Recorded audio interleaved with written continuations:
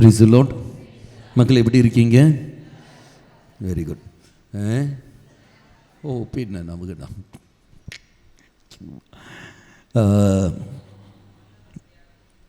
இந்த உங்கள் ஜெபத்துக்கெல்லாம் மிகவும் நன்றி. நல்லா இருந்தது. பல்லாவரம் நல்லா இருந்தது. அதே சமயத்தில் பாகாயம், வெள்ளூர் பாகாயம் நல்லா இருந்தது.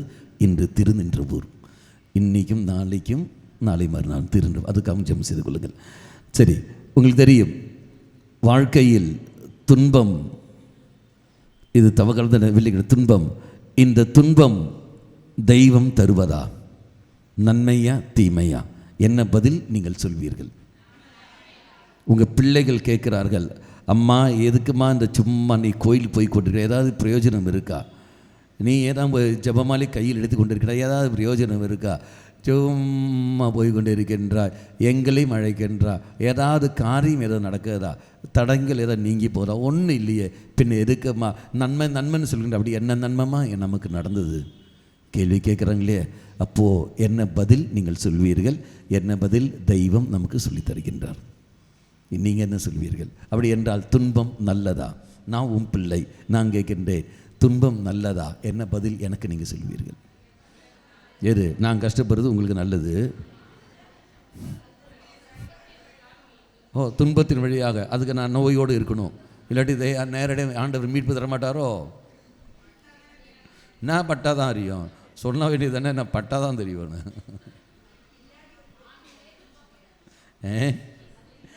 ஆண்டவர் துன்பப்பட்டாரா? ஆண்டவர் எதற்காக துன்பப்பட்டார்? எதுக்காக? சரி சரி சரி சரி உங்களுக்கு நாங்கள் கேட்டிசன் கிளாஸ் எடுக்க போல. இது எடுத்து ஒரு சில காரியங்கள் உண்டு. என்ன காரணங்கள்? நாம் பார்க்கின்றோம் தெய்வத்துடைய துன்பத்துக்கு நம்முடைய துன்பத்தில் பயங்கர வித்தியாசம். எடுத்து படிங்கள். திருப்பாடல் 107, திருப்பாடல் 107 படிங்கள். 10-11. யாராவது ஒருத்தர் படிமா. சிலர் கார் இருளிலும் சாவின் நிழலிலும் கிடந்தனர். அடுத்தது துன்பத்தில் உழந்தனர். அடுத்தது ஏனெனில் இறைவன் கட்டளைகளை எதிர்த்து நின்றார்கள். கிளியர். அப்போ சிலர் கார் இருள், கார் இருள்னு அர்த்தம் கும் இருட்டு, அதென்ன கும் இருட்டு. அப்போ அந்த மாதிரி ஒரு இருட்டு. அப்போ கார் இருள் இருக்கின்றார்கள். அடுத்த என்ன வார்த்தை வருகிறது? சாவின் நிழல். சாவு என்பது என்னது? உணர்வற்ற ஒரு நிலை. அப்படி என்றால் அது நிழலை அது கூடயே பயணம் செய்து கொண்டு இருக்கின்றார்கள். அப்போ இருளில் இருக்கின்றார்கள். என்ன செய்கிறார்கள் அவர்களுக்கே தெரியவில்லை. வெளிச்சம் இருந்தால் தான் பாதை நமக்கு தெரியும். அப்போ எப்படி எங்கு போகிறார்கள், என்ன செய்கிறார்கள்? நான் யார் கூட இருக்கின்றேன், என் குடும்பத்தில் யார் இருக்கின்றார், இது எங்கள் அப்பா தானே, இது எங்கள் அம்மா தானே என்ற உணர்வு அவனுக்கு இருக்கா? இது என் கணவன் தானே, இது என் மனைவி தானே என்ற உணர்வு அவனுக்கு இருக்கா? இது என் பிள்ளைகள் தானே, இது என் பெற்றோர் தானே உணர்வு அவங்க இருக்கா? அந்த உணர்வு அங்கே இல்லை. அந்த உணர்வு இல்லை. சுயநலம் உள்ள ஒரு மகன், ஒரு மகள் ஒரு நாளும் வெளிச்சத்தை காண முடியாது. அவன் இருளில் தான் இருக்கின்றான். எங்கே போகிறான்னு தெரியாது. அவன் சாவின் நிழலில் பயணித்து கொண்டிருக்கின்றான். உணர்வற்ற ஒரு நிலையில் அவன் இருப்பான். நீ எதற்காக இருக்கின்றாய்? இது உன் குடும்பம் தானே. அப்போ அந்த குடும்பத்துக்கு ஏற்றபடி தான் நீ வாழ வேண்டும். அது இல்லை. ஹோட்டலில் போனோம் என்றால் ஹோட்டல் முதலாளிக்கு ஏற்றபடியில் நம்ம போகிறது. நமக்கு ஏற்றபடி ஹோட்டலில் போகின்றோம். என்ன இருக்குன்னு கேட்டுட்டு அதுக்கப்புறம் பண்ணோம் இருக்கிறது கொண்டு வரல. எனக்கு என்ன தேவையோ அது நான் பார்க்கின்றேன். குடும்பம் என்பது வேறு, ஹோட்டல் என்பது வேறு. அதே மாதிரி தான் நண்பன். இவன் என் நண்பன் தானே, என்னை நம்பி தானே இவன் இங்கே இருக்கின்றான், அது நான் பார்க்க வேண்டும். நான் அதிகாரத்தில் இருக்கின்றேன், என் கீழில் இருக்கின்றானே இவன். அப்படி என்றால் அவனுடைய உணர்வுகளை புரிந்து கொண்டு நான் அங்கே செயல்பட வேண்டும். அப்போ ஒரு நிலையிலும் நாம் பார்க்கின்ற பொழுது நிலையில் நாம் பார்க்கிற பொழுது நம்பிக்கை அல்ல, மாறாக அங்கே என்ன வருகிறது? அங்கே எதிர்பார்ப்பு எல்லாம் ஏமாற்றமாகி கொண்டிருக்கின்றது. நான் யார் மேல் நம்பிக்கை வைத்து போகிறேனோ அவர்கள் என்னை ஏமாற்றி விடுகிறார்கள். பெற்றோர்களை நம்பினேன், பெற்றோர்கள் சுயநலத்தோடு போகிறார்கள். எப்படி? தண்ணி அடித்து கொண்டிருக்கின்றார் அப்பன். அப்பன் தண்ணி கொண்டு அடித்து கொண்டிருக்கின்றான். அம்மா சண்டை போட்டு கொண்டிருக்கிறார்கள். கூட பிறந்தவர்களாவது என்னை புரிந்து கொள்கிறார்களா? அவர்களும் இல்லை. அவன் ஒருத்தனை காதலிக்கின்றான், இவனை காதலிக்கிறார்கள். அப்பனை எதிர்த்து அவனும் போய் கொண்டிருக்கின்றான். நான் தனிமையில் இருக்கின்றேன். என்னை புரிந்து கொள்வர் யாரும் இல்லை. நானாக வழி தவறி இதை நான் போய்விடுகின்றேன். கார் இருளிலும் சாவின் பள்ளத்தாக்கில் அந்த சாவின் நிழலிலும் நான் பயணித்து கொண்டிருக்கின்றேன். அடுத்தது என்ன வருகிறது? துன்பங்கள். என்ன? விலங்கிடப்பட்டு என்றால் எது நான் விலங்கிடப்பட்டுகின்றேன்? திண்மைகளும் தீய பழக்கங்களுக்கும். அப்படி வீட்டில் யார் இல்லாத காரணத்தினால் குடிப்பழக்கங்கள், சிகரெட் பழக்கங்கள், போதை பழக்கங்கள். இதுக்கு நான் நொண்டிசா கண்டுபிடிப்பது என்னது? எனக்கு வேறு வழி தெரியல. இமோஷன்ஸை வெளியிட வேண்டும், என் டென்ஷன்ஸை நான் ரிலீஸ் செய்ய வேண்டும், அதற்காக நான் குடிக்கின்றேன் ஒழிய நான் குடிகாரன் அல்ல. அப்படி என்றால் அப்பன் சொல்லட்டுமே, அம்மா சொல்லட்டுமே, ஏடா எனக்கும் டென்ஷனாக இருக்குது, அதனால் நான் போய் விபச்சாரம் செய்கின்றேன், அப்போ எனக்கு பிரச்சனை இல்லையே, நானும் ரிலாக்ஸ் ஆகிடுவேன் சொல்ல வேண்டியதானே? இல்லையே. அப்போ பாவம் செய்வதற்கான நியாயத்தை கண்டுபிடித்து கொண்டு நீயும் நானும் போகிற சமயத்தில் எந்த அளவுக்கு நாம் போய் கொண்டிருக்கின்றோம்? என்ன காரணங்கள்? ஏனெனில் அடுத்த வார்த்தை 11ஆம் வாக்கியம், அவர்கள் இறைவனின் கட்டளையை எதிர்த்து நின்றார்கள். கடவுளின் கட்டளை என்பது என்ன? இறை வார்த்தை, தெய்வ வார்த்தையை எதிர்க்கிறார்கள். எப்படி எதிர்க்க முடியும்? எந்த விதத்தில் எதிர்க்கிறார்கள்? இதோ இறை வார்த்தை அறிவிக்கிற சமயத்தில் விட்டு போகிறது. ஆலயத்தில் பங்குகளில் இறை வார்த்தை அறிவிப்பார்கள், பங்குகளில் இறை வார்த்தை அறிவிப்பார்கள். எப்போ? பிரசங்கம் பாட்டி. அப்போ கட்டளைகளை எப்படி எதிர்ப்பது? எப்படி கட்டளை எதிர்த்து போகிறார்கள்? இது நாம் பார்க்கின்றோம். இறை வார்த்தை கேட்காத வழியாக பங்குகளில் பிரசங்கம் இருக்கும், திருப்பலியில் பிரசங்கம் வரும். திருப்பலியில் பிரசங்கம் வந்து கேட்குறோமா? அது முடிச்சுட்டு நம்ம கோயிலுக்கு போகின்றோம். திருப்பி கேட்டால் எனக்கு போர் அடிக்குது. பிரசங்கம் ஒரு நாளும் போர் அடிக்கவே அடிக்காது. காரணம் அது யாருடைய வார்த்தை? கடவுளுடைய வார்த்தை. நீ தயாரிப்போடு இல்லை. நீ தாய்பட உலகத்தில் எப்பேற்பட்ட அருத்தந்தை இந்த உலகில் வந்த இறைவார்த்தை அறிவித்தாலும் சரி, அந்த இறை வார்த்தைக்கு சக்தி உண்டு. உனக்கு என்ன தேவையோ தெய்வங்க தருவார். அது 5 நிமிஷம் பிரசங்கமாக இருக்கட்டும், 5 மணி நேரம் பிரசங்கமாக இருக்கட்டும், எப்படி இருந்தாலும் சரி, அந்த இறை வார்த்தையில் உனக்கு என்ன தேவையோ தெய்வம் தருவார். நீ தயாரிப்போடு இருந்தால் மட்டுமே தான். அப்போ அதை எப்படி நான் எதிர்ப்பவனாக இருக்கின்றேன்? ஒன்று, நான் உறங்கி கொண்டு போய் அது உறக்கத்திற்கு நான் கண்டுபிடிக்கிற நேரம் என்ன? மதிய வேலை, எனக்கு ரொம்ப டயர்டாக இருக்குது. எல்லாருமே தெரியும் மதிய வேலை டயர்டாக இருக்குன்னு. அப்போ உறங்கத்திற்காக நீ வருகின்றாய் இல்லையே. 2வது, எனக்கு போர் அடிக்கும். உனக்கு போர் அடிக்கிற இந்த ஃபாதர் பிரசங்க வச்சா போர் அடிக்கும் தெரியல, பிணையா நீ வந்த. 2. 3வது, எனக்கு இவர் சொல்கிறதெல்லாம் எனக்கு கேட்க முடியாதுன்னு. ஏன் கேட்க முடியாது? அவர் உனக்கு ஏற்றபடி பேசுறது இல்லையே, உனக்கு ஏற்கனவே தாளம் தட்டுவதில்லையே. 1008 காரணங்கள் நாம் சொல்லிக்கொண்டே இருப்போம். மக்களே, இது அத்தனையும் என்ன காரணங்கள்? தயாரிப்பு என்பது இல்லை. பைபிள் எங்கே நாம் பார்க்கின்றோம்? குடும்பத்தில் நாம் கொடுக்குற ஃபார்மேஷன் எப்படி இருக்குன்னு பாருங்கள், எடுத்து படிங்கள். ஃபஸ்ட்டு இணைச்சட்ட நூல் 6ஆம் அதிகாரம், இணைச்சட்ட நூல் 6ஆம் அதிகாரம் 10ஆம் வாக்கியம்.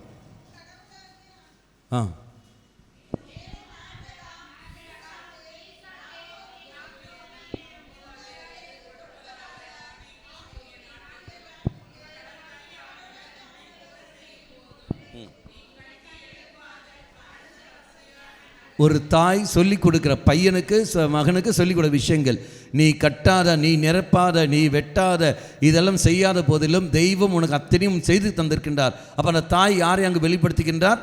கடவுளை வெளிப்படுத்துகின்றார். அப்போ தெய்வத்தை வெளிப்படுத்த வேண்டிய நிமிடம் எங்கே இருக்கின்ற? குடும்பத்தில் நீங்களும் நானும் அந்த மகனுக்கு அந்த மகளுக்கு தெய்வத்தை மையப்படுத்தி கொண்டு போகிற சமயத்தில் ஆட்டோமேட்டிக்காக அங்கே கிருபைகள் கிடைக்கும். மீண்டும் அதே இணைச்சட்ட நூல் 11ஆம் அதிகாரம் 18ஆம் வாக்கியம், என் வார்த்தைகளை உங்கள் நெஞ்சிலும் நினைவிலும் கொள்ளுங்கள். அடுத்தது, உங்கள் கைகளில் கொள்ளுங்கள். அடுத்தது, அடையாளம் கட்ட வையுங்கள். அடுத்தது, உங்கள் பிள்ளைகளுக்கு கற்றுக் கொடுங்கள். அடுத்தது, நீங்கள் வீட்டில் இருக்கின்ற போதும், பயணம் செய்யும் போதும், படுக்கும் போதும், எழும்போதும் அவற்றையே பேசுங்கள். குடும்பத்தில் நீ நான் என்ன பேசிக்கொண்டிருக்கின்ற பார். பிள்ளைகளுக்கு நீ நான் என்ன கொடுக்கிறோம் என்று பாருங்கள்.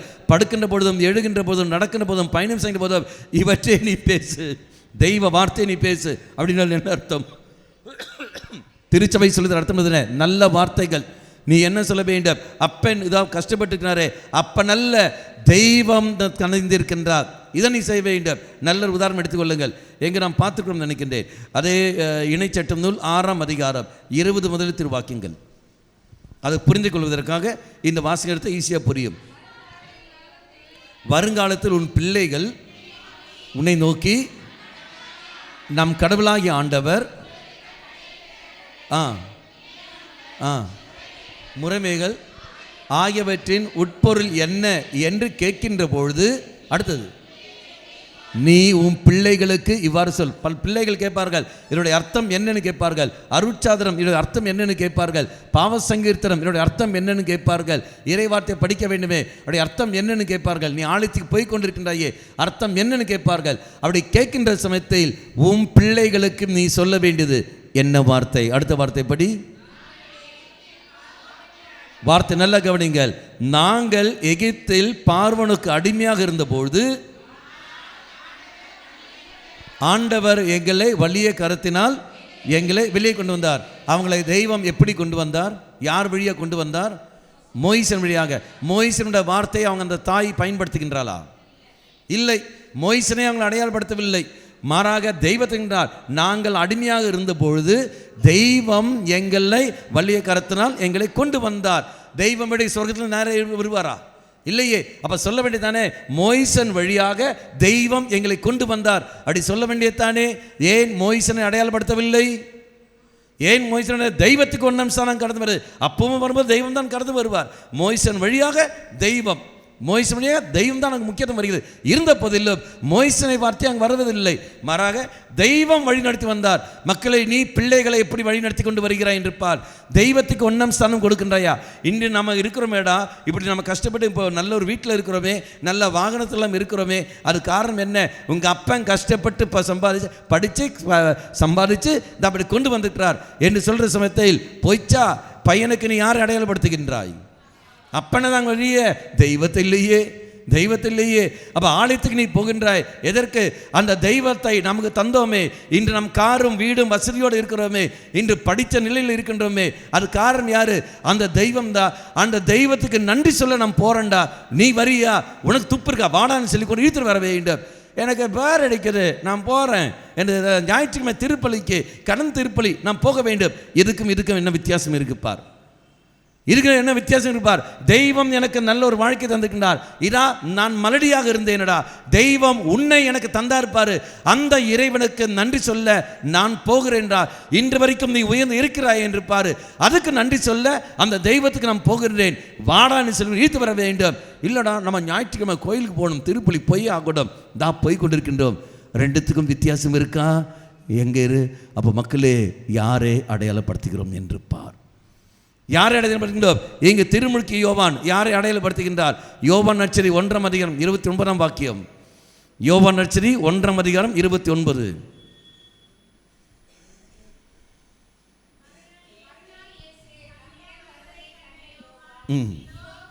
இதோ கடவுளின் ஆட்டுக்குட்டி, ஆட்டுக்குட்டியாம் இவரே உலகின் பாவங்களை போக்குபவர். ஆட்டுக்குட்டியாம் இவரை உலகின் பாவங்களை போக்குகிறார். சுட்டி காட்டுவது யாரை? இயேசு கிறிஸ்துவை. அன்னை மரியாள் யாரை சுட்டி காட்டுகின்றாள்? இயேசுவை. அவன் சொல்வதை செய்யு, அவன் சொல்வதை செய்யு. அதே மாதிரி ஆட்டிடையர்களுக்கு வானத்துதர் சுட்டி காட்டுவது யாரை? இயேசுவை. இதோ தீவினை தொட்டியில் இருக்கிறான் பாரு, மீட்பர் உனக்கு பிறந்திருக்கின்றார், போய் பாரு. சுட்டி காட்டுவது யாரை? இயேசுவை. ஞானிகளுக்கு நட்சத்திரம் சுட்டி காட்டுகிறது என்னவென்று, இதா இங்கே நான் மீட்பர் இருக்கிறார் என்று. இயற்கை இதாக காட்டுகிறது, தான் போகிறார்கள். அப்போ எல்லாருமே யாரை சுட்டி காட்டுகிறார்கள்? இயேசுவை. நீயும் நானும் யாரை சுட்டி காட்டுகிறோம் பாருங்கள். அப்போ இயேசுவை நீ சுட்டி காட்ட வேண்டும் என்றால் எடுத்து படி. அம்மாவோட அர்த்தம் தெரியலமான்னு சொல்லும்போது, உனக்கு அர்த்தம் தெரிய வேண்டும் என்றால் எடுத்து படிடா, பைபிள் எடுத்து படி. ஆனால் படிக்கிற சமயத்தில் அது கதை புக்கு மாதிரி படிக்காத, உட்காந்து ஜெபம் பண்ணு. ஒரு பர்வத்திரம் மந்திரம் சொல்லு, 3 அருள்ந்த மரியை சொல்லு, ஒரு பிதாசனம் போடு, அன்னை மறையில வைத்துக்கொள், தூய் ஆவியானவரே எனக்குள்ளே நீ வாயின்னு சொல்லி கேட்டு அதுக்கப்புறம் எடுத்து படி. உனக்கு அவர் வெளிப்படுத்துவார். அப்போ உனக்கு தெரியவில்லை என்றால் நீ கேட்கவில்லை, நீ ஜெபிக்கவில்லை என்று அர்த்தம். அப்படி சொல்லி கற்று வர வேண்டும். அம்மா நான் படித்தேன், எனக்கு ஒன்றும் கிடைக்கல. என்ன பண்ணா நீ படித்த? நான் பரீட்சை வைக்கணுமாடா, நீ என்ன படித்த? நீ இப்போ சொல்ல பார்க்கும்போது பாபான்னு மொழிப்பான். படிக்கல. அப்போ ஒழுங்காக நிறுத்தி அது அர்த்தம் என்னவென்று கேளு, படி. அப்பன் எனக்கு தெரியாது, அம்மா எனக்கு தெரியாது, ஆனால் தூய் ஆவியானவர் உனக்கு வெளிப்படுத்துவார். நீ அங்கே கேளு. நீ மகனை மகளை அப்படி வழிநடத்த வேண்டியதானே. இறைவ வார்த்தையே கொடுத்ததில்லை, துன்பத்துக்கு ஆளாய்படுகின்றோம். தெய்வம் அல்லையே இதுக்கு காரணம். இப்போ மறுபடியும் படிங்கள் 10:11. அங்கே எங்கள் திருப்பாடல் 107 10:11 ஈஸியாக உங்களுக்கு புரியும். சிலர் கார் இருளிலும் சாவி நிழலிலும் விலங்கிடப்பட்டு அடுத்தது அவர்கள் எதிர்த்து நின்றார்கள். அப்போ நீயும் நானும் என்ன செய்ய வேண்டும்? அதை எதிர்க்காமல் நாம் போக வேண்டும். அப்போ பிள்ளைகள் கற்றுக்கொடு. நீ இறைவார்த்தை நீ படிக்கிற சமயத்தில், இறைவார்த்தை நீ தியானிக்கின்ற பொழுது தெய்வம் உனக்கும் எனக்கும் வெளிப்படுத்துவார். இந்த வெளிப்படுத்தல் என்பது எல்லோருக்கும் உண்டு, எல்லோருக்கும் உண்டு. நீ போனால் மட்டும்தான் தெரியும். எங்கே நாம் வாசிக்கின்றோம்? சீராக் புஸ்தகம் 1ஆம் அதிகாரம் 10ஆம் வாக்கியம். சீராக் புஸ்தகம் 1ஆம் அதிகாரம் 10ஆம் வாக்கியம். தம் ஈகைக்கு ஏற்ப எல்லா உயிர்களுக்கும் தெய்வம் அதை வழங்கி கொடுத்துள்ளார். அடுத்தது, தம் மீது அன்பு கூறுவோருக்கு இன்னும் அவர் வாரி வழங்கினார். தம் ஈகைக்கேற்ப எல்லா மக்களுக்கும் தெய்வம் ஞானத்தை கொடுத்திருக்கின்றார். யார் அவரை அதிகமாக அன்பு செய்கிறார்களோ அவருக்கு இன்னும் அதிகமாக இறைவன் கொடுப்பார். சாதாரண பாருங்கள், பிள்ளைகள் எல்லாம் வருகிறார்கள், வீட்டில் எல்லாரும் இருப்பார்கள். அம்மா என்ன செய்வார்கள்? அப்படியே கொடுப்பார், சாப்பாடு அப்படியே போடுவார்கள். அப்படியே ஒரு லெக் பீஸை கோழி சிக்கன் அப்படியே எல்லாருக்கும் சிக்கன் பீஸ் அப்படியே போடுவார்கள். கணவன் அங்கே இருப்பார், அப்பா அங்கே இருப்பார். அப்பாவுக்கு மட்டும் எக்ஸ்ட்ரா ஒரு பீஸு டிங்குன்னு போய் நிற்கும். ஏன்?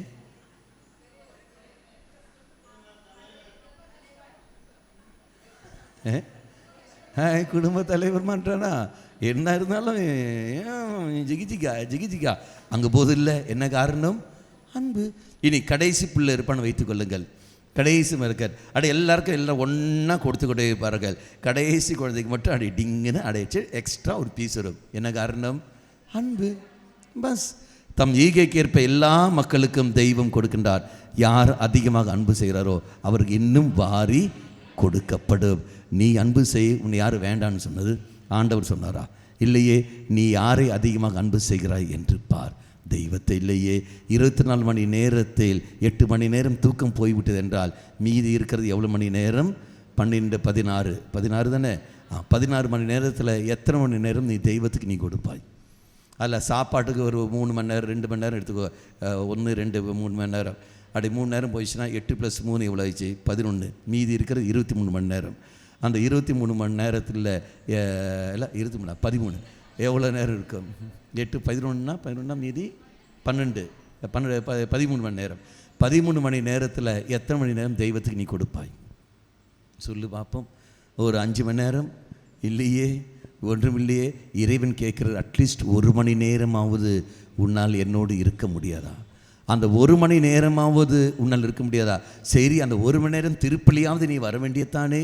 அந்த திருப்பலியில் 1 மணி நேரம் திருப்பலியாவது நீ எப்படி இருக்கின்றாய்? வர்றது 15 நிமிஷம் லேட்டு, மீதி இருக்கிறது 45 நிமிஷம். அந்த 45 நிமிஷத்தில் வந்து நிற்பாய். வந்து நிற்கிற சமயத்தில் உன்னுடைய இடத்தில் வேறு யாராவது உட்காந்துருப்பாங்க. இதோ இந்த மாதிரி பையும் பைபிளும் வச்சுருப்பாங்க. வந்து உட்காருவார்கள். வந்து உட்காரத்துக்கு இடம் இருக்காது. பையும் பைபிள் இருக்கிற யாராவது எங்கே இருக்கிற தேடி பார்க்குறதுக்குள்ள 15 நிமிஷம் போயாச்சு. மீதி என்ன இருக்குது? அரை மணி நேரம். அரை மணி நேரத்தில் சரி ஒரு இடத்துல வந்துட்டு இப்படி உட்காருவா. செட்டில் பண்ணி இப்படி உட்காந்துட்டு லெஃப்ட்டும் ரைட்டும் அப் அண்ட் டவுன் எல்லாம் பார்த்துட்டு எல்லாம் வந்துருக்குறாங்களா, நம்ம ஆளுங்கெல்லாம் இருக்கிறாங்களா, எட்டி பார்க்குறதுலே 15 நிமிஷம் முடிஞ்சு போயிடுச்சு. மீதி இருக்கிறது எவ்வளவு? 15 நிமிஷம் தான். சரி 15 நிமிஷம் நம்ம ஜெபம் பண்ணலான்னு இப்படி இருக்கிற சமயத்தில் தான் அவன் மச்சான் மாப்பிள்ளை டே இப்படா இருக்கிற, சரிடா நம்ம ப்ரே பண்ணுவான்னு சொல்லிட்டு இப்படி தந்தையும் இப்படி போடும்போது இங்கே ஃபாதர் சொல்வார், சென்று வாருங்கள் திருப்பலி நிறைவேறிட்டு.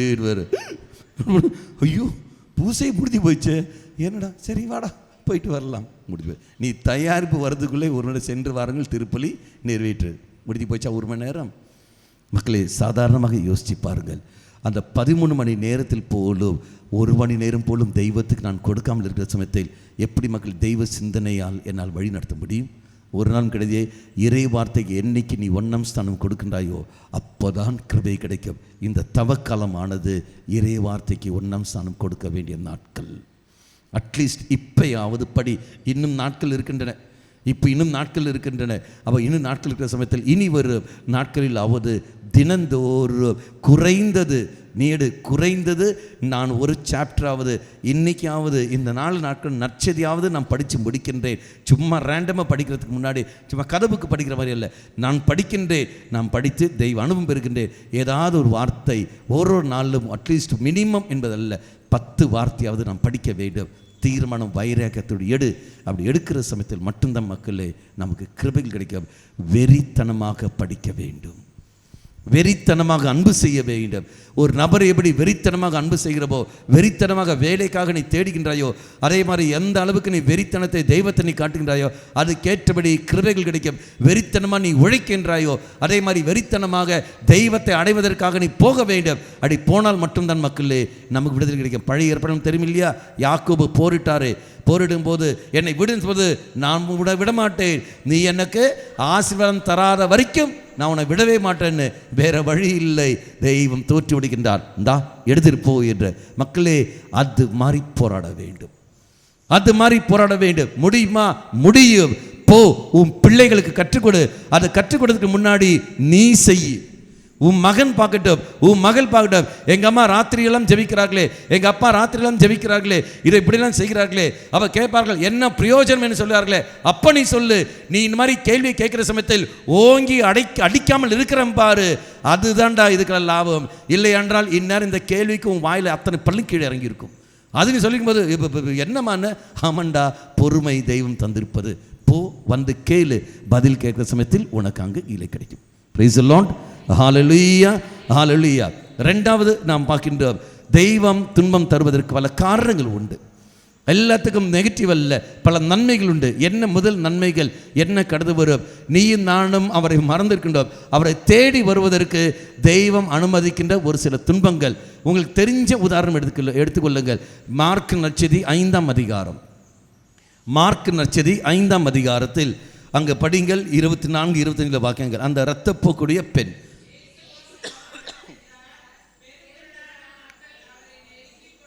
ம் ம் 12 ஆண்டு காலமாக இரத்தப்போக்கினால் பெண் ஒருத்தி அங்கு இருந்தாள். அடுத்தது, அவள் மருத்துவர் பலரிடமும் தமக்குள்ளதெல்லாம் செலவழித்தும் ஒரு பயனும் அடையவில்லை. அடுத்தது, மிகவும் துன்பப்பட்ட. அடுத்தது, அவளுடைய நிலைமை மிக மிக கேள்விட்டிருந்தது. அடுத்தது, அவள் இயேசுவை பிறகு கேள்விப்பட்டு இயேசுவை தேடி வருவதை பார்க்கின்றார். அந்த காலகட்டத்தில் அங்கே இருக்க சின்ன ஒரு கிராமம் தானே, அது சின்ன ஒரு கிராமம் தானே, பெரிய ஊரெல்லாம் கிடையாது. அப்போ அந்த கிராமத்தில் எவ்வளோ அற்புதம் இயேசு செய்திருக்கின்றார். அது கிராமத்தில் தெரியாமலே இருந்திருக்கும். எத்தனை பேருக்கு தெரிஞ்சிருக்கும்? இயேசு செய்கிற ஒரு அற்புதங்களும் அடையாளங்களும் அந்த கிராம மக்களுக்கு தெரியாமல் இருக்குமா? தெரிஞ்சிருக்கும். இவன் அமெரிக்காவில் போனது எப்படி இருந்தாலும் சரி, இவளும் அதே ஊரில் தானே வசிக்கின்றவள். அப்படி இருக்கிற சமயத்தில் வார்த்தை என்ன கூறுகிறது? அவள் மருத்துவர் பலரிடமும் போய் கொண்டே இருந்தார். அப்படி என்றால் மனிதர்களை நம்பி வாழ்ந்து கொண்டிருக்கின்ற ஒரு சகோதரி. மனிதன் எனக்கு இது போதும், அது போதும், இது போதும். தெய்வம் அங்கே இருக்கின்றார், இயேசு அங்கே இருக்கின்றார். அற்புதம் எத்தனையோ பேருக்கு நோயாளிகளை குணப்படுத்துகின்றார், மரித்தவரை அங்கே உயிர்ப்பிக்கின்றார், காது கேளாதவரை குணப்படுத்துகின்றார், அதே மாதிரி பார்வையற்றவருக்கு குணத்தை கொடுக்கின்றார், முடக்கு பாந்தவனை குணப்படுத்தி கொண்டிருக்கின்றார். பல நன்மைகள் தெய்வம் செய்து கொண்டிருக்கின்றார். 5 அப்பங்களும் 2 மீன்களும் 5000 பேருக்கு கொடுத்து கொண்டிருக்கின்றார். இத்தனை அற்புதங்கள் எல்லாம் கண்ட அந்த மகளுக்கு திடீர்னு என்ன வருகிறது? அதே ஊரில் தான் இருக்கின்றாள். வர வேண்டியதானே, ஏசரி வர வேண்டியதானே, வந்தாலா? வரவில்லை. மனிதனை நம்பி வாழ்ந்து கொண்டிருந்த ஒரு நபர். நீயும் நானும் இதானே செய்து கொண்டிருக்கின்றோம். நீ நானும் இதானே செய்து கொண்டிருக்கிறோம். மனிதர்களே அதனை எங்கள் அப்பனை நம்பி இருக்கின்றேன், என் ஃப்ரெண்டை நம்பி இருக்கின்றேன், இவனை நம்பி இருக்கின்றேன், இவனை நம்பி கொண்டிருக்கின்றோம் ஒழிய வாழும் தெய்வத்தை நம்பாமல் எல்லாம் வாழ்ந்து கொண்டிருக்கின்றோம். மக்களே, நம்முடைய விசுவாசம் எப்படி இருக்கு என்று பாருங்கள். நம்பிக்கை என்பது பேச்சளவில் இல்லை, செயல்பாட்டில் கொண்டு வர வேண்டும். அந்த செயல்பாட்டில் கொண்டு வருவதுதான் இதான் நெருக்கடி மத்தியில் நீ வழிபாடில் பங்கெடுப்பது. நெருக்கடி மத்தியில் வழிபாடில் பங்கெடுப்பது. இன்று வார நாட்கள் வெள்ளிக்கிழமை நீ வேலைக்கு போயே தீர வேண்டும். உன் பங்குகளில் தியானங்கள் நடத்தி கொண்டிருக்கின்றன. சாயங்காலம் மாலை வேலையில் தியானங்கள் நடக்கும். சில பங்குகள் காலையில் நடைபெறும், சில பங்குகள் மத்தியான வேலை நடைபெறும். அப்படி நடக்கிற சமயத்தில் பங்கு தந்தைக்கு தெரியாதா இங்கே வேலை உண்டு, என் மக்கள் வேலைக்கெல்லாம் போவார்கள், இங்கே எக்ஸாம் உண்டு, எல்லாரும் தெரியுமே. தெரிந்த பிறகு வராமல் இருப்பது யாரு? நீ. தியானங்கள் திடீரென்று ஏற்பாடு செய்வதில்லையே, திடீர் செய்வதாலே பங்கு பேரவை கூட்டம் கூடி எல்லா மக்களும் கூட்டம் கூடி எல்லாரும் என்ன செய்கிறார்கள்? ஒரு மாதத்துக்கு முன்னாடியே எல்லாமே அங்கே தயார்படுத்துகிறார்கள். அது தயார்படுத்தி கொண்டு இங்கே வருகிற சமயத்தில் பங்கு மக்கள் நீ. பங்கில் உள்ள 200 குடும்பம், 300 குடும்பம், 500 குடும்பம், 1000 குடும்பம், 10 எந்த குடும்பம் இருந்தாலும் சரி, அத்தனை பேரும் பங்கெடுக்க வேண்டும். பங்கெடுக்கிறார்களா? இல்லையே. அந்த 100 குடும்பம் இருக்கிற பங்கில் அவங்க எத்தனை பேர் பங்கெடுக்கிறார்கள்? 10 குடும்பம். மீதி எல்லாம் எங்க? வேலைக்கு போகிறார்கள், மனிதர்களை நம்பி வாழ்கிறார்கள், பணத்தை நம்பி போகிறார்கள். வாழும் தெய்வம் அல்ல இங்க. எங்களுக்கு வேலை உண்டு, அங்கு உண்டு. இவ்வளவு நாள் நீ வேலை போய் கொண்டிருந்தாயே, இப்ப ஏன் நீ போகவில்லை? நான் வாசிக்கிறோம் இல்லையா? எங்க மத்தேயு நற்செய்தி, மத்தேயு நற்செய்தி 22ஆம் அதிகாரம். அந்த அரசர் விருந்து ஏற்பாடு செய்வார். அவர் விருந்து ஏற்பாடு செய்கிற சமயத்தில் அவன் சொல்ற அழைப்பை, வாருங்கள் உங்களுக்கு விருந்து ஏற்பாடு செய்திருக்கின்றோம். அப்போ அவன் சொன்ன வார்த்தை என்ன? நாங்கள் வயலுக்கு போக வேண்டும், எங்களால் வர முடியாது. நாங்கள் வயலுக்கு போக வேண்டும், எங்களால் வர முடியாது. நாங்கள் கடைக்கு போக வேண்டும், எங்களால் வர முடியாது. எங்களால் வர முடியாது, வயலுக்கு போக வேண்டும். 22ஆம் அதிகாரம் 1 திருவாக்கியங்கள். அப்போ நாங்கள் வயலுக்கு போக வேண்டும், நாங்கள் கடைக்கு போக வேண்டும், எங்கள் வர முடியாது. அப்போ பார்க்கின்றார், தெய்வம் தரவில்லை என்றால் ஏதடா உனக்கு வயல்? தெய்வம் தரவில்லை என்றால் ஏது உனக்கு பணம்? தெய்வம் தரவில்லை என்றால் ஏது உனக்கு வேலை? தெய்வம் தரவில்லை என்றால் ஏது உனக்கு பிஸ்னஸ்? தெய்வம் தரவில்லை என்றால் ஏது உனக்கு கஸ்டமர்ஸ்? தெய்வம் தரவில்லை என்றால் ஏது உனக்கு ஆரோக்கியம்? இதெல்லாம் தெய்வம் தந்த தானங்கள் தானே. அந்த இறைவனை மறந்து கொண்டு நீ போகிற சமயத்தில் எந்த அளவுக்கு இருக்குன்னு என்று பார். வருஷத்தில் தெரிகிறது, இந்த நாள் தவக்காலம் வாங்கல் என்று அழைக்கிற சமயத்தில் இறை மக்கள் நீயும் நானும் எந்த அளவுக்கு வாழ்ந்து கொண்டிருக்கின்றோம். இல்லையே, இந்த சகோதரி அந்த இரத்தப்புகள் அந்த பெண் மனிதர்களை நம்பி வாழ்ந்த காரணத்தினால் தெய்வம் அங்கு இருக்கிறார் என்ற உணர்வு அவளுக்கு அங்கு இருந்ததா? இல்லை, இறைவனை தேடி வந்ததில்லை. இறைவன் பார்த்தார், மனிதரால் குணப்படுத்த முடியாது என்பதல்ல, இறைவன் கொடுக்கவில்லை, அப்படி விட்டார்கள். ரெண்டாவது என்ன வருகிறது? மனிதனை நம்பியிருந்தால் அவன் மருத்துவர் பலரை நம்பியிருந்தார்கள். அடுத்தது தனக்குள்ளது அனைத்தும் செலவழித்த பிறகு, தனக்குள்ளதனை செலவுன்னு சொல்ல என்ன அர்த்தம்? பணம். பணம் இருந்தது. பணம் இருந்த காரணத்தினால அவங்க தேடி வர அவசியம் இல்லை. எனக்கு பணம் இருக்கு ஃபாதர், பணம் இருந்த காரணத்தினால ஒருத்தரும் வரமாட்டார்கள். எனக்கு டைம் இல்லை, எனக்கு பிஸ்னஸ் மீட்டிங் போக வேண்டும், எனக்கு டைம் இல்லை, என்னால் வர முடியும், உடனே போக வேண்டும். என்னன்னா பணம். பணம் அதிகமாக இருந்த காரணத்தினால் ஆலயத்துக்கு வரமாட்டார்கள். ஐயோ எனக்கு முடியாது, எனக்கு முடியாது, லட்சங்கள் கோடிகள் ஆயிரங்கள் இது போய்கொண்டிருக்கோம், எனக்கு முடியாது, நான் உடனே போக வேண்டும். வசதிகளை சௌகரியம் கிடையாது, எனக்கு எங்கே பார்க்கிங் சௌகரியம் கிடையாது. அப்போ எங்கே பார்க்கிங் சௌகரியமோ அங்கே போகிறது. அங்கே பங்குகளில் நீங்கள் பாருங்கள், அங்கே கிளை பங்கில் இருப்பார்கள், ஆனால் சௌகரியம் இல்லாத காரணத்தில் வேற எங்கேயாவது போய் நிற்பார்கள். பார்க்கிங் ஏன்னா வசதி கிடையாது, அந்த இடத்துல பார்க்கிங் கிடையாது. ஏன் ஆட்டோ பிடிச்சி போக வேண்டியது தானே? பிறக்கும் போதே கார்லேயே பிறந்தாய், பிறகும்போது ஃப்ளைட்லேயே பிறந்தாய் இல்லையே. அப்படி என்றால் எந்த அளவுக்கு நாம் சௌகரியம் தேடி வாய்ப்பு தேடி போகிறோம் பாருங்கள். இறைவனை தேடி அல்ல நீயும் நானும் வருவது. நீ ஒரு நாளும் தெய்வம் சொன்னதில்லை என்னவென்று வேலை விட்டு போடா என்று ஒரு நாளும் சொன்னதில்லை.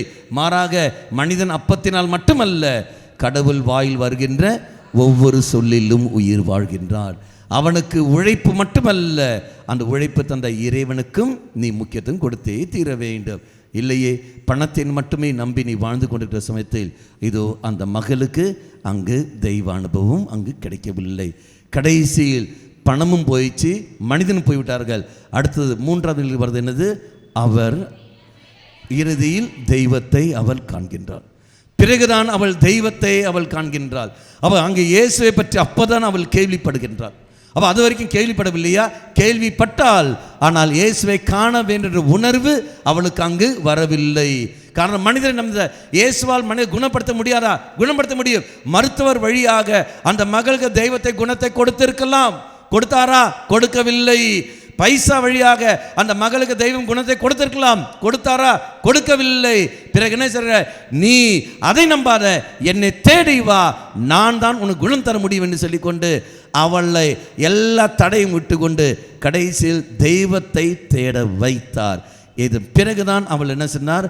இதோ இறைவனை தேடி வருகின்றாள்.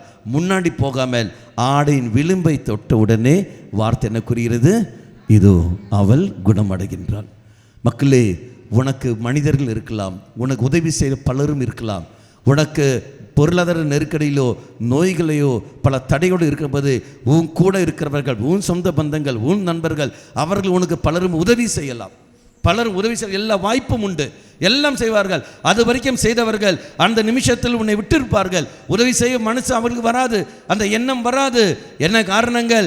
தெய்வம் அந்த எண்ணத்தை அவர்களுக்கு தூண்டவில்லை. மற்றவர்களுக்கெல்லாம் உதவி செய்வார்கள், உனக்கு உதவி செய்ய அந்த எண்ணம் அந்த வந்ததில்லை. அப்ப நீ என்ன செய்ய வேண்டும்? அவர்கள் மேல் வெறுப்பல்ல, தெய்வமே இங்கு வா, இங்கு வந்து விடுகிற சமயத்தில் தெய்வம் பார்ப்பார், நான் தான் உதவியை செய்வேன், அவன் அவள் அல்ல. அதன் பிறகு தெய்வம் சொல்லலாம், போடா அவர்களுக்கு போய் உதவி செய்ய என்று. ஆட்டோமேட்டிக்காக உனக்கு அங்கே நன்மைகள் கடந்து வரும். மக்களே, இறைவனை தேடுவதற்காக இறைவனை மறந்து நீயும் நான் போய் கொண்டிருக்கின்றோமே, அந்த மறக்காமல் இருப்பதற்காக நான் இருக்கிறேன்டா என்று சொல்வதற்கு ஞாபகப்படுத்துவதற்காக இறைவன் தருகின்ற ஒரு வழி. பெற்றவர்கள் பிள்ளைகள் கற்றுக்கொடு. பிள்ளைகள் கேட்பார்கள், இவருடைய என்னம்மா என்று.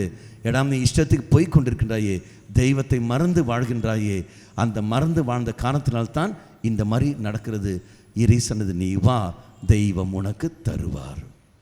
இதான் நீ சொல்ல வேண்டும். எப்படி அதான் நீ தான் போறியே, நான் போகிறது எனக்கு மீட்பு, நீ போனால் உனக்கு மீட்பு. நீ வந்தா நான் சாப்பிட்டா அது எனக்கு தான் மொழிய உன் வயிறு ஃபுல்லாகாது. நீ உன் வயிறு ஃபுல்லாக வேண்டும் என்றால் நீ கோயிலுக்கு போக வேண்டும். நான் கோயிலுக்கு போகிறதுனால நான் பக்குவம் அடைகின்றேன். எப்பேற்பட்ட சிச்சுவேஷன் வந்தாலும் நான் பக்குவம் அடைகின்றேன். ஆனால் அந்த பக்குவம் உனக்கு இருக்கா? நீ படிச்சிருக்கின்றாய், வளர்ந்திருக்கின்றாய். உனக்கு ஒரு பொருள் ஏதாவது ஒரு பிரச்சனை ஒன்று வந்திருந்தால் சால்வ் பண்ண உனக்கு தெரிகிறதா? இல்லையே. காக்குன்னு கத்துகின்றாய், எல்லாம் செய்கின்றாய். பிரச்சனை எப்படி தீர்க்க வேண்டும் என்பது உனக்கு தெரியவில்லை. அதனால் நீ அம்மா கிட்ட ஓடி வருகின்றாய், அதான் நீ அப்பா கிட்ட ஓடி வருகின்றாய். அப்போ நம்ம எங்க உன்ன மாதிரி படிச்சிருக்கிறோமா? இல்லையே. நாங்கள் நம்பி இருந்தது இங்க. நீ நம்பி இருப்பது உன் பணம். எங்க பிரச்சனை சால்வ் ஆகுதுன்னு பாரு. இங்கேயா உன் பணத்திலையா? வாடா கோயிலுக்கு. இது சொல்லி அடி. அப்போ வா, பிள்ளைகளை கொண்டு வாருங்கள். இங்கு வருகின்ற பொழுது பங்குகளில் அவர்கள் இறை வார்த்தை கேட்பார்கள். பங்குகளில் இறைவார்த்தை கேட்பார்கள். அருட்தந்தைகள் பிரசங்கத்தை கேட்பார்கள். அப்படி கேட்கும்போது கிருபை கிடைக்கும். யூடியூப்ல கேட்கறதல்ல, யூடியூப்ல கேட்குற யூடியூப்ல சும்மா படம் பார்க்குற மாதிரி போய்கொள்ளலாம், அறிவு சம்பாதிக்கலாம். அறிவு சம்பாதிப்பதல்ல என்னுடைய வேலை. மாறாக நீ என்ன செய்ய வேண்டும்? அனுபவம் பெற வேண்டும். அந்த அனுபவம் பெற வேண்டும் என்றால் இங்கு வந்தால் மட்டும்தான் கிடைக்கும். நெருக்கடி மத்தியில் நீ முன்கே எடுத்து நீ வர வேண்டும். வருவதற்கு உனக்கு தைரியம் இருக்கா என்று பார். அல்ல நான் யூடியூப்பில் கேட்டுக்கிறேன் சொல்லிக் கொண்டிருக்கிறேன் என்றால் அது என்ன அர்த்தம்?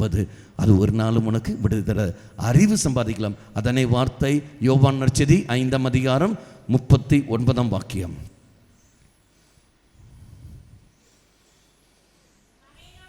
மறைநூல் வழியாக நிலைவாழ்வு கிடைக்கும் என்று எண்ணி அதனை துருவி துருவி ஆராய்ந்து கொண்டிருக்கிறீர்கள். அடுத்தது, அந்த மறைநூலும் எனக்கு சான்று பகர்கிறது என்பது உனக்கு தெரியவில்லை. வாழ்வு பெரும் பொருட்டு உனக்கு என்னிடம் வருவதற்கு உனக்கு விருப்பம் இல்லை. அப்போ வாழ்வும் பெரும் பொருட்டு என்னிடம் வருவதற்கு உனக்கு விருப்பம் இல்லை. மறைநூல் வழியாக அதை நீ ஆராய்ச்சியில் ஈடுபட்டு கொண்டிருக்கின்றாய். பைபிள் என்பது ஒரு ரிசர்ச் புக் அல்ல, அது ஒரு கதை புக் அல்ல, அது அனுபவம், எக்ஸ்பீரியன்ஸ். அதை நீ அனுபவிக்க வேண்டும். அதை அனுபவிக்க வேண்டும் என்றால் பலிப்படத்துக்கு வந்தால் மட்டும்தான் அது கிடைக்கும். ஒழிய நஞ்சா மஞ்சா மாதிரி யூடியூப் பார்த்துக்கொண்டு ஒரு சிப்பும் கிடைக்காது. நீ வர வேண்டும். இங்கு வந்தால் மட்டுமே தான் மக்களே கிடைக்கும். தெய்வம் அனுமதிப்பார். உன்னுடைய வாழ்க்கையில் தடைகள் தெய்வம் அனுமதிப்பது, நோய்கள் தெய்வம் அனுமதிப்பது. இதற்காக நீ இறை வார்த்தை கேட்டே தீர வேண்டும். இறை வார்த்தை நீ படித்தே தீர வேண்டும். இறை வார்த்தை நீ தியானித்தே தீர வேண்டும். அப்படி கேட்கின்ற பொழுதும் தியானிக்கின்ற பொழுதும் கிருபைகள் உனக்கு கிடைக்கும். வா இந்த நாட்களில். இதான் உன்னுடைய அர்த்தங்கள். Praise the Lord. ஹல்லேலூயா. இரண்டாவது, தெய்வம் அனுமதிக்க காரணம் என்பது என்ன? இதனுடைய மகிமைப்படுத்துவதற்காக, அவருடைய மகிமை இன்னும் எழுவதற்காக, புரிந்து கொள்வதற்காக. யோவான் நற்செய்தி 9ஆம் அதிகாரம், யோவான் நற்செய்தி 9ஆம் அதிகாரம் 1 முதல் திருவாக்கியங்கள்.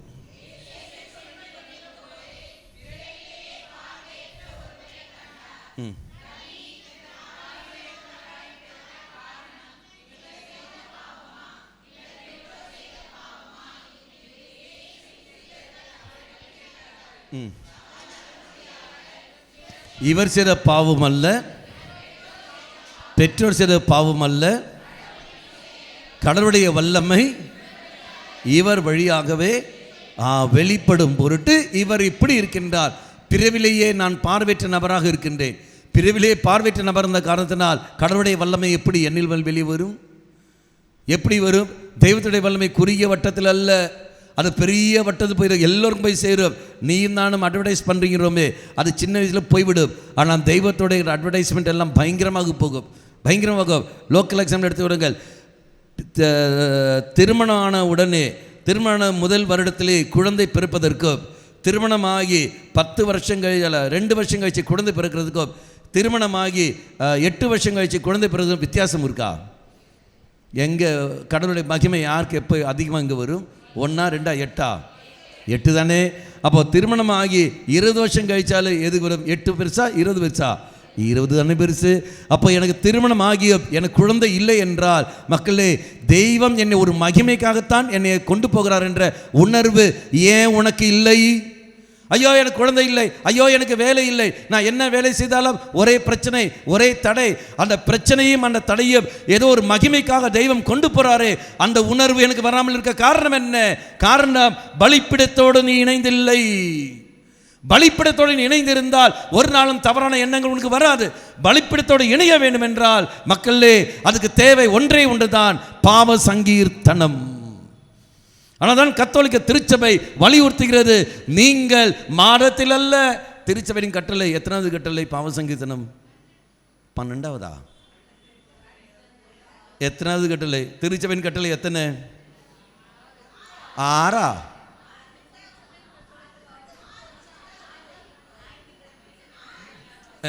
திருச்சபையின் கட்டளை எத்தனை? மோயிசன் வழியா தெய்வங்களை தந்தார். 10. திருச்சபைக்குள்ள மோயிசன் வழி தெய்வம் தந்தாராம். இடிக்கும் பிடிச்சுவோ தெரியும்.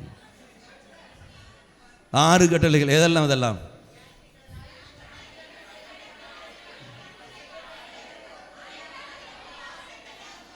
Very good, very good brother. இப்போ தான் வந்துட்டு அம்புத்தூர் மார்க்கெட்டில் இடம் இருக்குல்ல பிரதர்? சேல்ஸுக்கெல்லாம் இடம் இருக்குல்ல? இருக்கு. ஃபர்ஸ்ட் முதல் கட்டளை என்ன?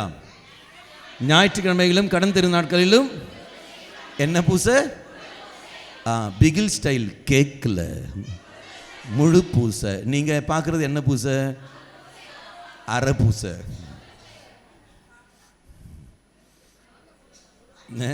ஸ்தோத்திரம். வருதுக்கு ஒரு. இனி அடுத்தது 2வது என்ன? வருடத்திற்கு ஒரு முறை ஆவது. ஒரு முறை தான் இருக்கா? இல்லையே. அப்போ வருடத்துக்கு ஒரு முறையாவது. அடுத்த வார்த்தை நல்ல பாவம். அப்போ இது வரைக்கும் செய்த பாவசனம் என்னது? அப்போ இது வரைக்கும் செய்த பாவசனம் டூப்ளிகேட்டா? மெனக்கிட்டு சாமியான உட்காந்து டூப்ளிகேட்டா? இப்போ நல்ல பாவசனம் நீ செய். அந்த பாவசனம் பற்றிய கத்தோலிக்க திருச்சபை சொல்லுகின்ற பொழுது, மக்களே, வருடத்துக்கு ஒரு முறை அல்ல, மாறாக நீ வாரம் செய்யலாம், 10 நாளைக்கு ஒரு தடவை செய்யலாம், 20 நாளைக்கு ஒரு தடவை செய்யலாம். ஆனால் ஒரு மாதத்துக்கு மேலே நீட்டக்கூடாது. ஒரு மாதம் நீட்டக்கூடாது. தொடர்ந்து நீ பாவசங்கீதனம் செய்தே இருக்க வேண்டும். பாவசங்கீதனம் செய்யத்தான் பாவத்து மேலே வெறுப்பு ஏற்படும். பாவத்து மேலே வெறுப்பு ஏற்படுற வரைக்கும் நீ செய்ய. மனித மலம் நீங்கள் பார்க்குறீர்கள், போயிட்டு மிதிச்சுட்டு போவீங்களா? ஐயான்னு இல்லை.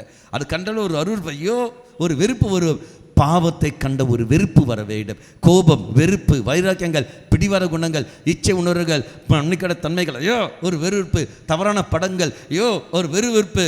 அது வர வேண்டும். அல்ல நாக்கா தொங்கிப்பட்டு ஈடு அடி போகிறதல்ல. பாவத்தை கண்டவுடனே வெறுப்பு வர வேண்டும். அந்த வெறுப்பு வர வேண்டும் என்றால் ஓரோ பாவ சங்கீர்த்தனமும் நல்ல பாவ சங்கீர்த்தனமாக இருக்க வேண்டும். ஓரோ பாவசம் நல்ல பாவசங்கரமாக இருக்க வேண்டும். இப்போ புனிதரானாரே கார்லோஸ் அக்விட்டஸ், சின்ன பையன், அவன் எல்லா வாரமும் பாவசங்கரம் செய்து கொண்டிருக்கின்றார். பாப்பரசர் எல்லா வாரமும் பாவசங்கரம் செய்து கொண்டிருக்கிறார். ஏன் வருஷத்துக்கு செய்ய வேண்டியதானே? இல்லை, நீ செய்து கொண்டிருக்க வேண்டும். அப்பதான் தெளிவு கிடைக்கும். அந்த தெளிவு கிடைக்கிற சமயத்தில் ஆட்டோமேட்டிக்காக நான் எங்கே போகிறேன், என்ன செய்கிறேன், என் கூட பழகிறவன் யாரு, நான் என்ன போய் கொண்டிருக்கிறேன், எப்படி நான் வாழ்க்கையை நடந்து கொண்டிருக்கிறது, எல்லாமே தெய்வம் வெளிப்படுத்துவார். என் வாழ்க்கையுடைய அர்த்தம் என்பது என்ன, ஏன் இந்த கஷ்டங்கள், ஏன் இந்த நோய்கள், ஏன் இந்த அவலங்கள், ஏன் இந்த தோல்விகள், இதெல்லாம் எதற்காக தெய்வம் உனக்கு வெளிப்படுத்துவார். வெளிப்படுத்தாமல் எந்த ஒரு காரியமும் தெய்வம் செய்வதே இல்லை. அது உனக்கு புரியவில்லை என்றால் நீ தயாரிப்போடு இல்லை. இதான் நான் பார்க்கிறேன். என் முகத்தை நீங்கள் தெளிவாக பார்க்கிறீர்கள். நான் கை இப்படி வைக்கின்றேன், கை வச்சா முகம் தெரியுமா? முகம் தெரியாது. இந்த சந்து வழியை தான் பார்ப்பீர்கள். கை எடுக்கின்றேன், முகம் தெரிகிறது. பாவ சங்கீதனம் செய்கிற பொழுது தெளிவு கிடைக்கும். மக்களே, செய்தே தீர வேண்டும். அப்போதான் என் துன்பத்துடைய அர்த்தம் என்னவென்று எனக்கு தெரியும். இறைவன் மகிமைக்காக நான் கொண்டு போகிறார். 9 வருடங்களாக அந்த பையனுக்கு அங்கே குழந்தை இல்லை. அப்படின்னா பார்வையற்ற நபராக இருக்கின்றார். அடை பார்வையற்ற நபராக இருக்கிற அந்த நபருக்கு தெய்வம் கடைசியில் பார்வை கொடுத்த உடனே எத்தனை பேர் அதன் வழியாக நன்மை அடைகின்றார்கள். 50 வருஷம் கழித்து குழந்தை பிறக்குது, 60 வருஷம் கழித்து குழந்தை பிறக்கிறது. இதா தெய்வத்துடைய மகிமை வெளியே வருகிறது. 20 வருஷம் கழித்து குழந்தை பிறக்குது. இதா தெய்வத்துடைய மகிமை வெளியே வருகிறது. 1 வருஷத்திலே குழந்தை பிறந்து முதல் ஆண்டிலே ஒன்றும் வரவில்லையே, உன்னை கொண்டு ஒரு பிரச்சனை இல்லை. அப்படி என்றால் என் வாழ்க்கையில் பல தடைகள் வருது என்றால் தெய்வம் ஒரு நன்மைக்கு கொண்டு போகின்றார், அதை ஒரு மகிமைக்கு கொண்டு போகிறார். அந்த உணர்வு தான் எனக்கு இருக்க வேண்டும் ஒழிய ஐயோ என் வாழ்க்கை போயிடுச்சு, நான் எதுக்கும் லாய்க்கு இல்லை, எல்லாமே ஒதுக்கி விடுகிறார்கள் அல்ல. அப்படி சிந்தனை வருது என்றால் அது பிசாசுடைய சிந்தனை. என் தெய்வம் நன்மை மட்டும்தான் செய்வார் ஒழிய கெடுதல் ஒரு நாளும் செய்ய மாட்டார். நானே தவறாக போனாலும் அந்த தெய்வம் அந்த தவறிலிருந்து என்னை பின்தொடர்ந்து வழியை கண்டுபிடிப்பார ஒழிய நீ போடா, நீ நாசமா போடா என்று சொல்லிக்கொண்டு சபிக்கிற தெய்வம் அல்ல நம்முடைய தெய்வம். இந்த உணர்வு எப்போ வரும் என்றால் நீயும் நானும் பலிபீடத்தோடு இணைந்திருந்தால் மட்டுமே தான் மக்களே அந்த உணர்வு வரும். இல்லை என்றால் தலைக்கீழம் நின்னாலும் சரி ஒரு சிக்கும் உனக்கு கிடையாது. இறை சன்னதியில் மன்னிப்பு கேட்டுக்கொள்ளுங்கள். Praise the Lord. Hallelujah. Hallelujah.